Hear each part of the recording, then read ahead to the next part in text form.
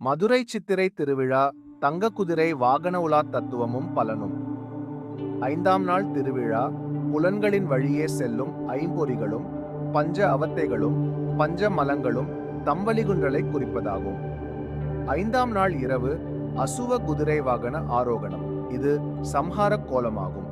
தர்ம அர்த்த காம மோட்சங்களாகிய அறம், பொருள், இன்பம், வீடு 4 கால்களையும், கிரியை ஞானம் எனும் 2 காதுகளையும், பரஞானம் அபரஞானம் எனும் 2 கண்களையும், விதியாகிய முகத்தையும், நிடேதமாகிய வாளையும், ஆகமங்கள் என்கிற ஆபரணங்களையும், மந்திரங்கள் எனும் பாதசரத்தையும், கடிவாளம் எனும் பிரணவத்தையும், அண்டக்கோடிகளாகிய முதுகையும், உபநிடதங்களாகிய சேணத்தையும் கொண்ட வேத குதிரையில் இறைவன் சவாரி செய்கிறான் என்பதனையும் இது உணர்த்துகிறது.